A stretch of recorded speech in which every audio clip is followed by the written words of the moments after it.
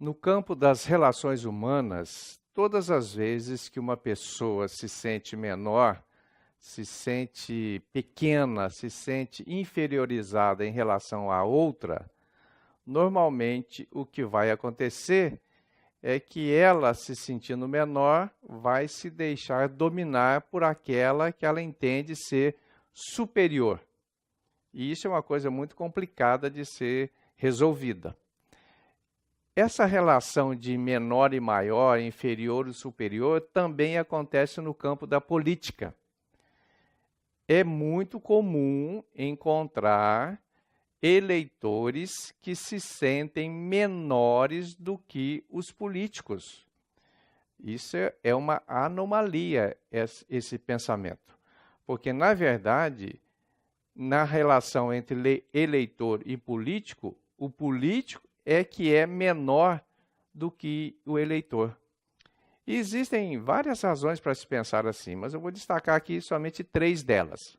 A primeira é que a Constituição diz que o poder emana do povo, ou seja, do cidadão, do eleitor, e não do político. Aliás, o político recebe poder do povo para exercer o mandato. Quem tem o poder é superior àquele que não detém o poder.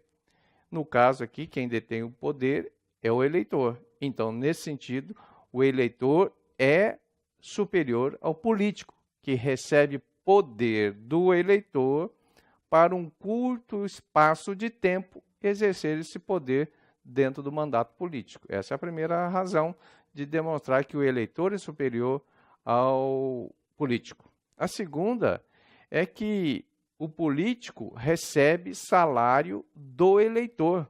Sim, é o eleitor que paga o salário do político ao recolher impostos para a União, certo? Na relação trabalhista, quem paga salário normalmente, em alguns aspectos, é superior àquele que recebe salário. Como o político recebe salário do eleitor, então, nesta ideia também, nesse sentido, o político é menor ou é inferior ao eleitor. E o terceiro ponto é que, quando o político recebe o mandato do eleitor, ele o recebe para gerenciar, para aplicar os recursos do eleitor no país. Sim, são recursos do eleitor, aqueles recursos que a União arrecada através de impostos. E o político foi eleito pelo eleitor para gerenciar os recursos dele, eleitor, que ele recolheu aos cofres públicos. Portanto, o político é um administrador dos recursos do eleitor. Para que tenhamos uma eleição bem dinamizada em 2018, nós precisamos, como eleitores, ter essa visão mais adequada e o político também ter essa visão mais adequada da relação entre ele, o eleitor, entre o eleitor e o político. Cada um reconhecendo a sua verdadeira posição entre o mandato político ou no exercício do mandato político.